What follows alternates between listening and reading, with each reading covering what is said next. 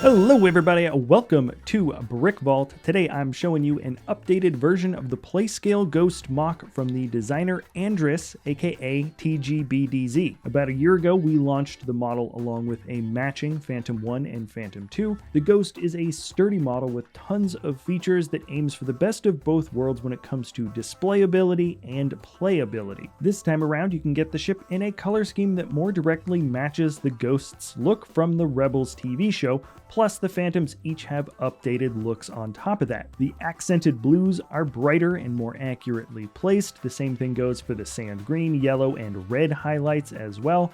There are more subdued greebles in certain areas, and totally different looks and colors for the horizontal shafts that reach out towards the airlocks. All in all, it just feels a lot more like the Ghost that most folks recognize, and there are also a handful of small internal updates or tweaks, but this video isn't going to cover all the features of the model, as most of them haven't changed since the original launch. In the description, you'll see a link for the first video that covers in much greater detail its internal and interactive features that are still present in the build that I'm showing you here. But also, just like in the first video, let me just say that the building instructions for this model can be found at our web store, BrickVault.toys, if you wish to build out the Playscale Ghost or Phantoms. Included with each purchase are the PDF step-by-step building guides, digital parts list for quickly uploading and ordering all the pieces you will need. Every model hosted by us is built in real life and tested for strength. We test internal efficiency for the parts so they are optimized well, and the instructions are also tested so the builds are easy to follow along. The purchase for this Playscale Ghost also comes with the original color scheme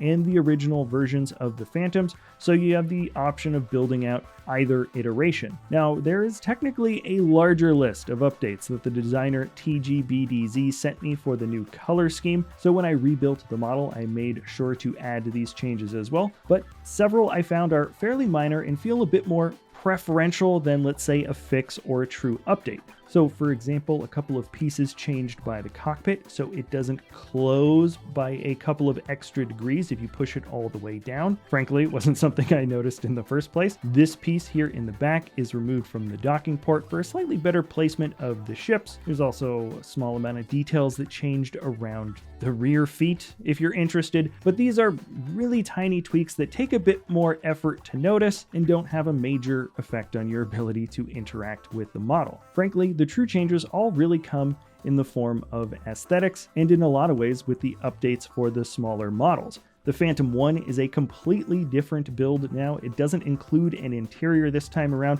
but has a more accurate cockpit, body, and the folding wing feature looks way better. It's a completely different build, frankly, but shares the same dimensions as the original, so it can fit into the rear dock just the same. The nose also fits into the rear dock, but like the original, you still have to take off those front guns in order for that to work, and the Phantom 2 also has the ability to dock as well. It still retains an interior and has a similar cockpit design from the original, but much of the external structure has changed, including its landing gear configuration at the bottom. Also, a quick side note, the updated Phantom 2 has a non-printed version of the windscreen, but I kept the original version as a preference when I deconstructed the old one to make this. Anyways, that's just what it looks like. But like I said earlier, almost nothing about the rear docking port has changed, so technically either version of the Phantoms fits into either version of the Ghost. Essentially, you could just mix and match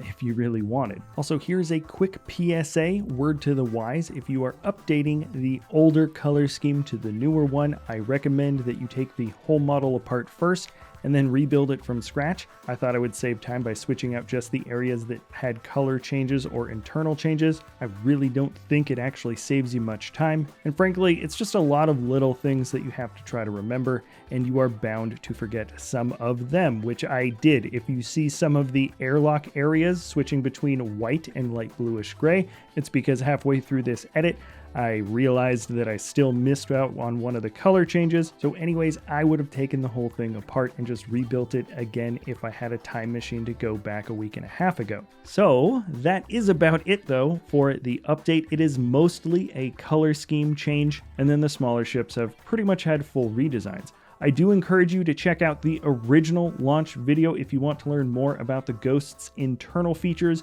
and functions, of which there are tons. It really is a pretty solid play model that has a substantial size and looks pretty darn good for general display. But essentially, that is going to do it for me. If you have any ideas about new models you would like to see us build in the future, let me know in the comments. Thanks so much for sticking around to the end of this little update video, and we'll see you next time at BrickVault.